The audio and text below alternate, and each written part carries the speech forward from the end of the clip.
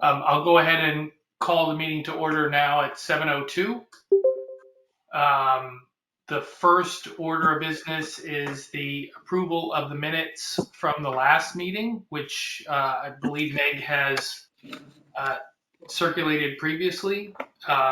If there are no comments or corrections to the minutes, can we get a motion to approve those? Barbara Thorne, seconded by Jan Raymond. Thank you. The next item is the approval of the 2022-2023 operating budget for the Darien Public Schools. Would anyone like to comment? I know some folks had previously, shared comments in this past meetings that we've had, and there have been some email comments, so I recognize it's something that we've talked about a lot. And I'm looking at my little Hollywood squares here, so if anyone wants to raise their hand and speak, feel free to do that, or just unmute yourself and share your thoughts before we vote on the budget.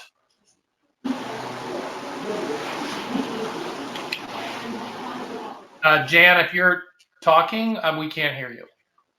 No, I'm not talking. Oh, okay. Okay.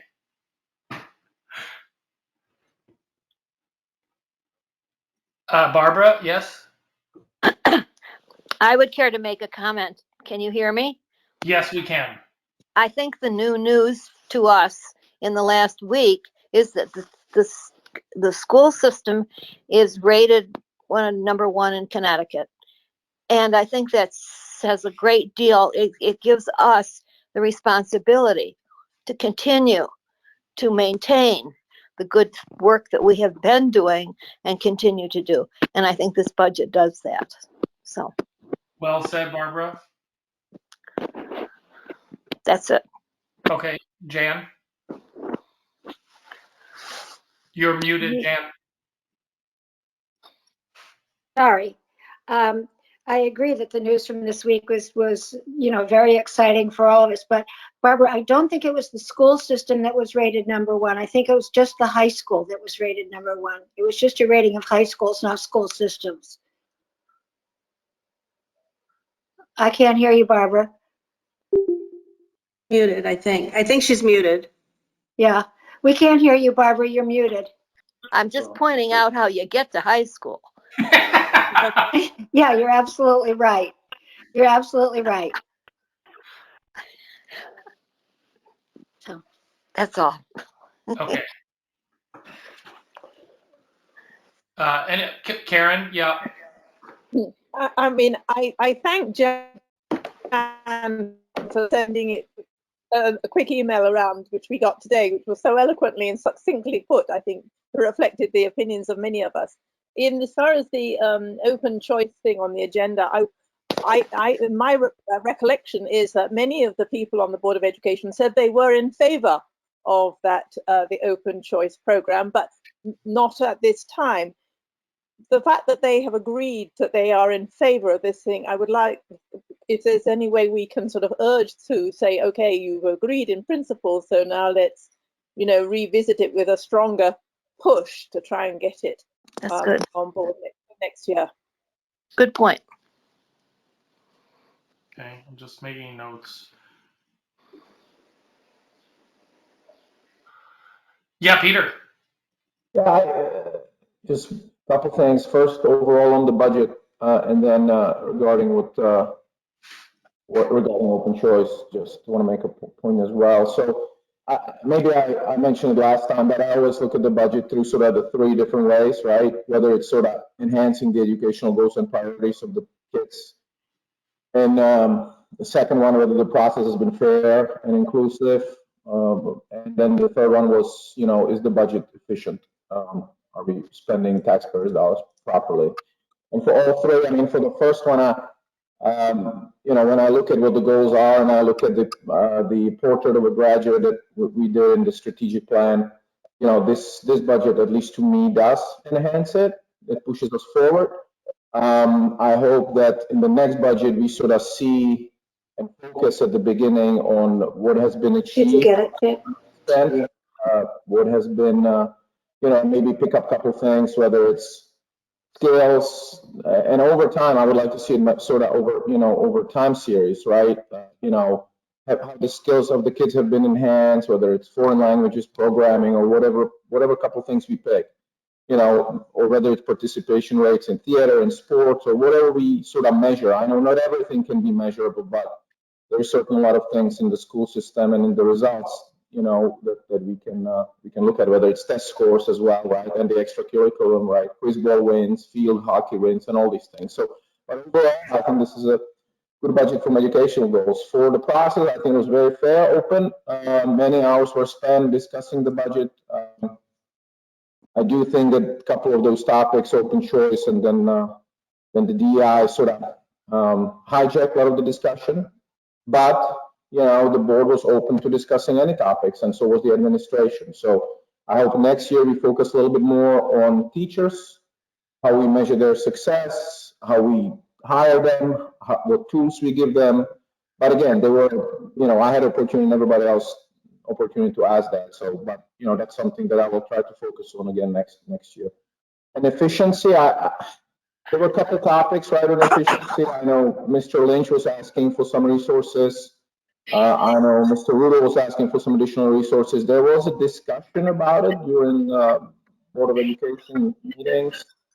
I was always a fan of sort of setting up some kind of committee, and maybe the Finance Committee of Board of Education does cover it, but sort of, some kind of subset of people that would focus on the non-student facing things. Peter, Saving is a good thing, but we I can't hear you. Something's happening with your mic. I think it's sort of echoing. Yeah, Peter, you're not as clear. I mean, I can hear you well enough to take notes, but you're not as clear as some of the others. I don't know if it's your. I'm sorry, I don't know. There's a bunch of. I look at the screen. A couple of you are not muted. I don't know if that's related to it. I'm using the same software as always. It's like there's an echo. Yeah, I'm getting an echo also. I don't know that we can do anything about it. Can you guys mute yourselves or no? I'm unmuted. Yeah, everyone is basically muted. Okay. Yeah. Sorry. So I will stop. If you don't hear me, I will stop. I mean, overall, I thought that it's stop me if you don't hear me at all. I hear you. I hear you. 3.7% is okay, especially, we're targeting 2.5%. That was pre sort of the high inflation world we are, right? That's how this budget was set up. And, out of the 3.7 that we're approving, 1% is the additional health insurance, which I view as sort of out of our control. So overall, it's close to 2.5 plus this one-time item. It's probably not one time, but it's something you have to live with. So that's regarding the budget, and regarding the open choice. I can't understand him at all. I can hear you, Peter. Jan, I'll circulate the notes. I'm trying to take notes from everyone what they're saying. So I'm sorry, just the last thing, and I'll stop. Regarding the open choice, it's not my opinion that we need to revisit it. I'm happy to go into details why. So I can say is this opinion of the committee. And actually, diversity is important. I don't think there's a way to get there. And I'm happy to discuss it in further detail, but maybe in my better. Anyway, thank you. okay, Clara, and then Teresa. Hi, can you hear me? Yes. Okay, so I wonder if Jan could read her remarks that she sent around so that the folks watching this will know what we're talking about when we say we agree with what she said. That's one point I wanted to make. And the other is that regarding the open choice itself, I hope that, next year the board will have perhaps, a few new members. So I do think it's a good idea to bring it up again, that we, if it is the case, that we, would like to see them revisit it. And also to have maybe some better communication between the board and the superintendent about the actual number of open spaces that there might be, maybe to go conservative, just take 4 open spaces, something like that. It seemed that perhaps there wasn't good communication last winter about the fact that the number of spaces that you see open in February are not the same as what you might see in September. So that would be something I would like them to look at, maybe proposing a smaller number, at least letting the superintendent know that, he can't take up every single possible open space as he sees it in February. But anyway, again, I really would like it if Jan could read her remarks so that we all, everybody who's watching this knows what she was saying. Okay, Thank you. Agree. do you want me to go? Ed? Yes, yeah, please, yeah. Okay. And I can only be on the meeting till 7:30. I'm happy to express my concerns in public, but suspect there won't be time. I think I voiced my concerns at the last meeting.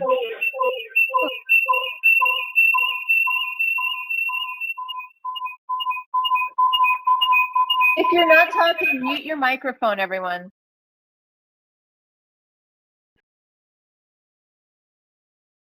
Jan, you have to unmute now. Okay, it says I'm unmuted. I feel that the Board of Ed members who propose cuts need to explain the thinking behind the proposed cut. I would think they would want to do this. How else would people come to share their view? Can the board require this? I would like to see open choice on the agenda again. I am glad to see the 2 students on the board. I think we all need to remember that there are many different views in town. We must remember that the schools are public schools, not just parent schools. We all share the costs and the outcomes. Thank you, Jan. And Clara, thank you for reminding us of that. I'm sure that we did not intend to get so many emails on that topic, but yes, very helpful that has been read in for the benefit of those watching at home. I think that for me, my biggest concern is that people have to understand, someone paid for me to get, taxes paid for me to get educated. Somebody paid taxes for my children to get educated. And I'm paying taxes now for somebody else's child to get educated. And when parents or others talk about the fact that, we'll lose property values, it's not just for the people that are living in paying for their children now. If I lose my property values as a senior citizen, it's going to be a big problem. So I think we need to keep in mind that the public is larger than the group that's currently in the school system. So that's really all. That's what I'm thinking right now. Okay, thank you. Teresa?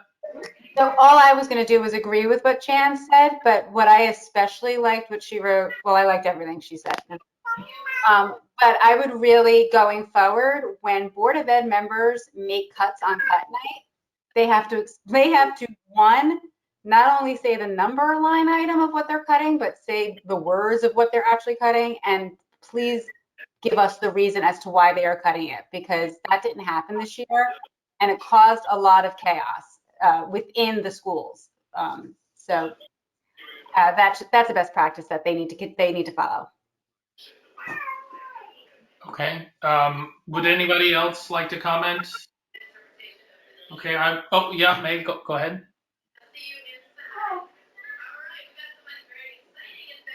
Sorry, I had to unmute.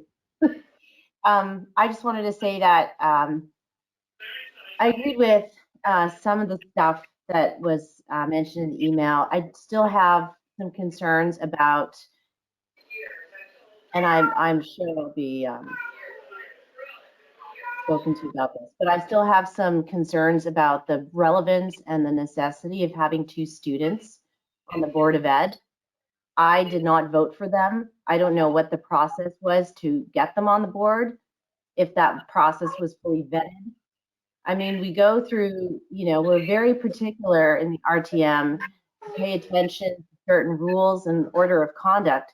And something as significant as having a student's voice on the Board of Ed probably should have come through us, just at least a heads up, not an after the fact heads up, but a real one. Teresa, I know you're just itching to say something, and Moment.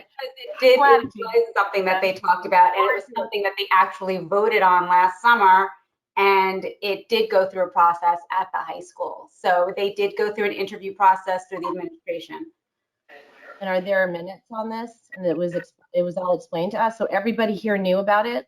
No, I didn't. I think, Meg, if I can, just my own observation, because I mean, I think it's nice to have the students on, but I will also say it was sort of news to me. But I think the way I would kind of characterize it, and I don't know if this is totally fair, you guys may kind of disagree, but we spend more time than the average RTM member paying attention to what's going on with the school system because of our committee.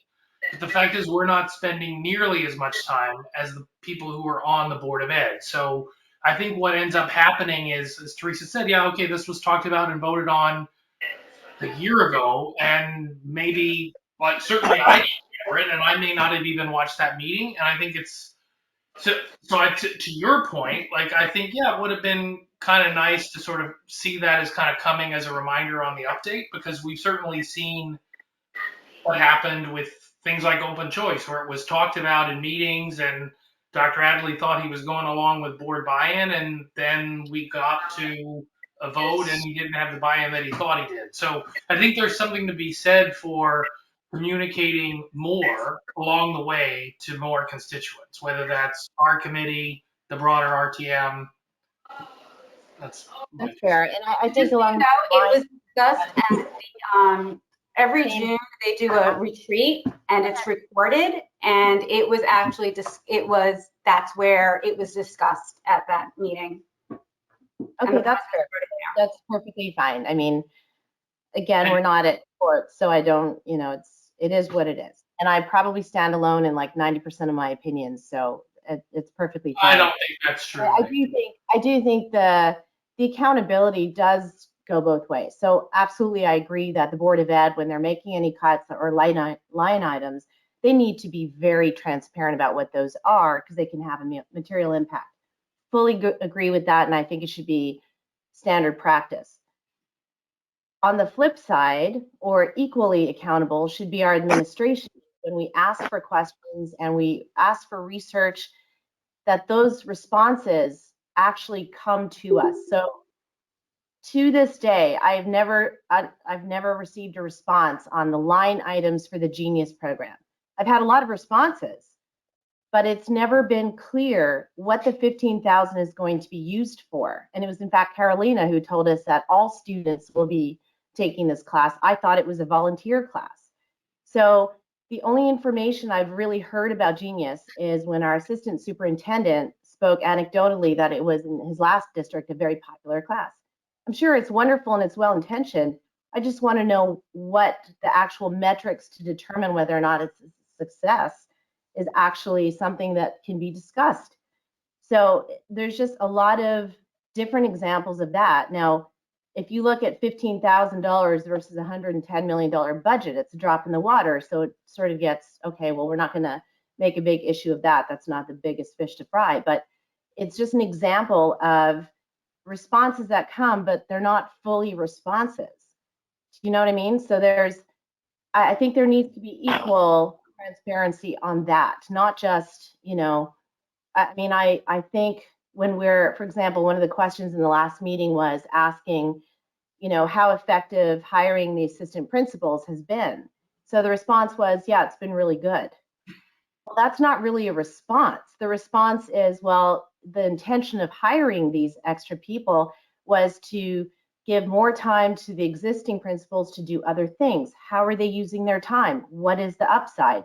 What have they done that's materially beneficial to the district? So I have no doubt that there has been great improvement. I don't distrust our teachers and administration, but I would like some transparency on that. So those are my only comments. Thank you. Yeah, and I think others on this committee, in particular, Peter, have made the point numerous times that understanding how we can be measuring success or measuring whether the things that we're setting out to do are effective is beneficial to us. I think the board probably recognizes it would be beneficial for them, and I would hope that the administration and the Board of Ed will continue to look for ways to improve their ability to measure the goals and not just say, yeah, it's good or it's working, but why is it working? Clara? I think sometimes, and I think maybe this is relates to what Meg has said, sometimes there's a sense that sort of an inner circle of people know the answer, they know why something's working, and the reasons behind that are not communicated well enough to the public. So it gives us almost a sense that there's sort of a click that, of course you know why this is working, of course you know this or that because you have kids in the district or because you're on the PTA or something, but it is important to have the communication reach a wider audience. Yes, well said. Does anyone else want to comment on the budget? I think, Nick, go ahead. Yep. Yeah, I just, sort of along the lines of metrics, I think it would be helpful for us, if we have more information in terms of how the school district, looks compared to our peers, to people that we're sort of competing against or aspiring against, Nick, wake up.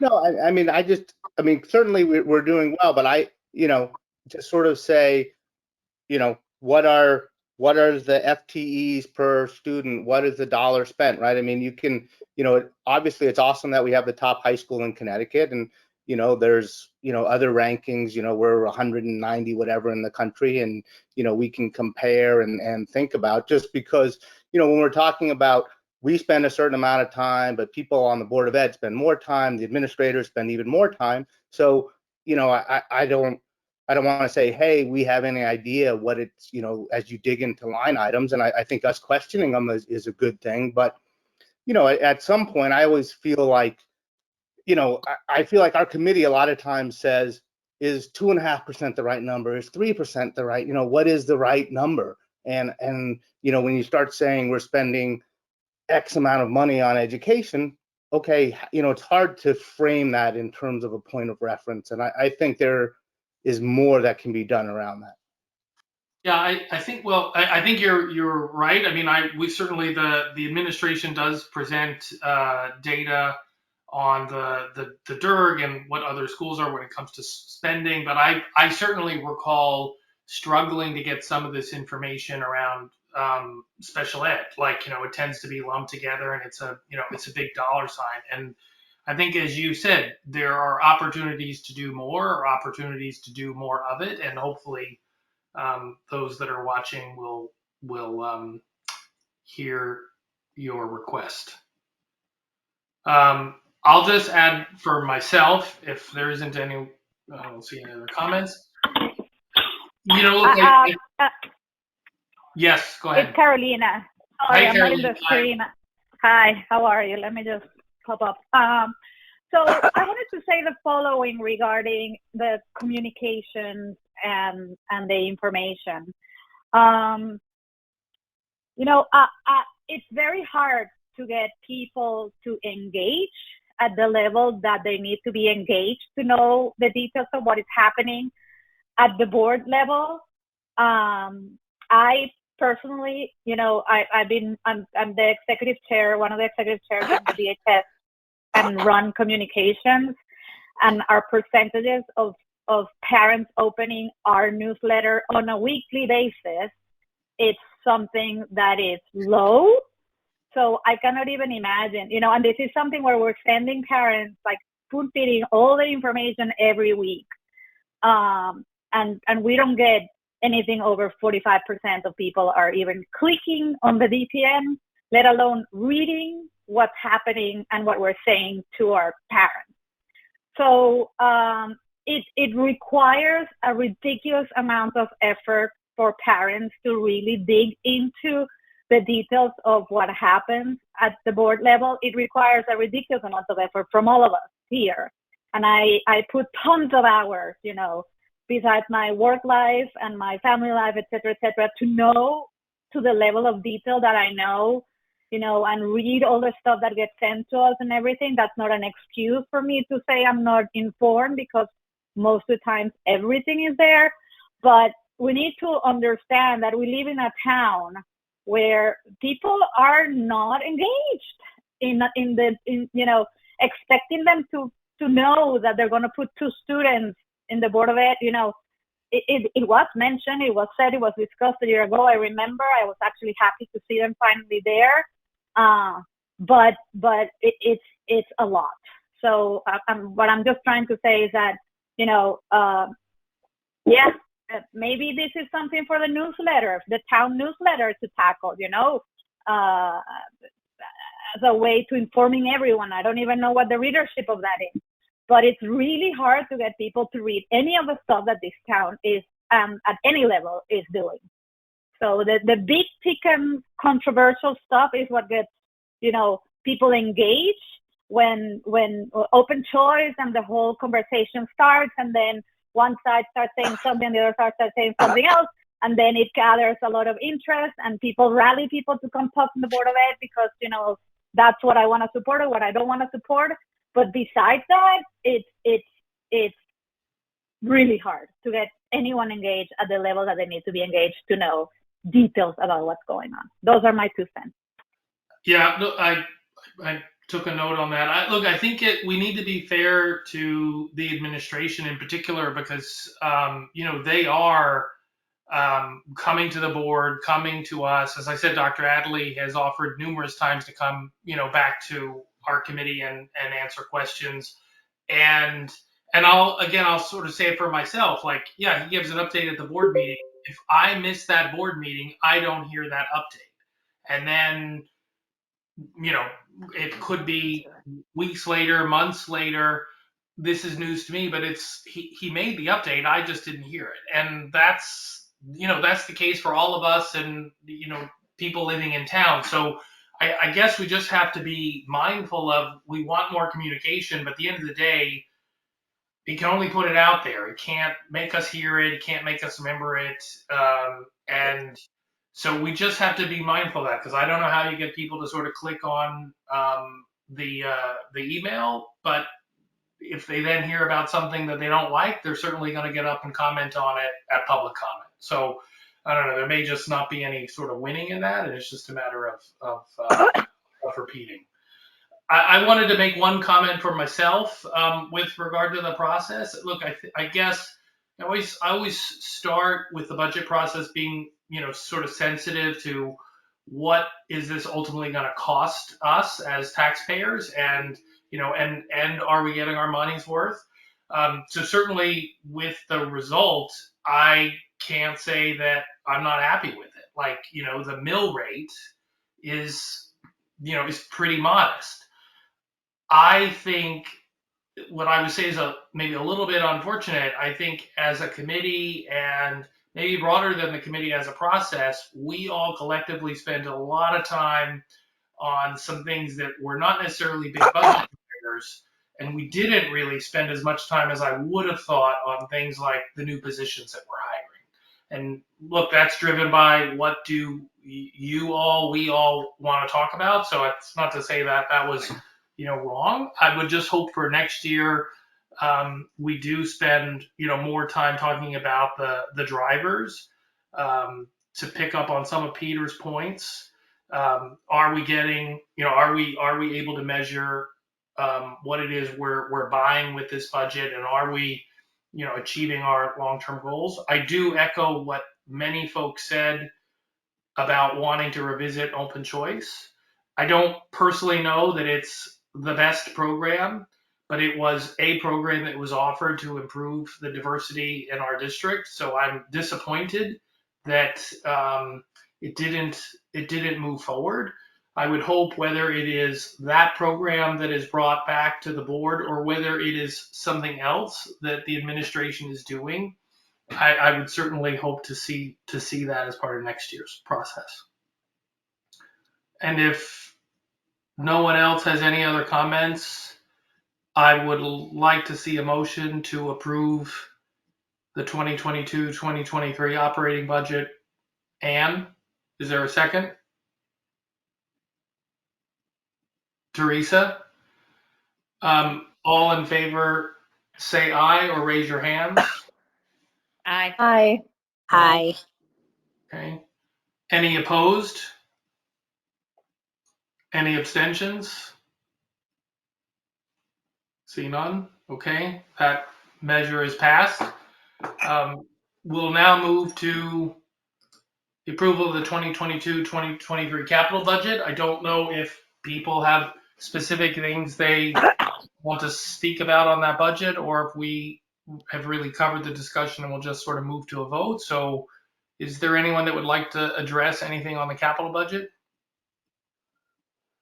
Okay, I will just note that it is relatively modest given what will be kind of coming on the capital projects with Holmes Henley Royal, but I'm certainly looking forward to that. So we'll probably, I think we will also have, we will be back, I think, to approve some other resolutions relating to the Holmes Henley Royal project. We may have to call a special meeting. That anyway, that is a TBD, but it's something we have to get done by June.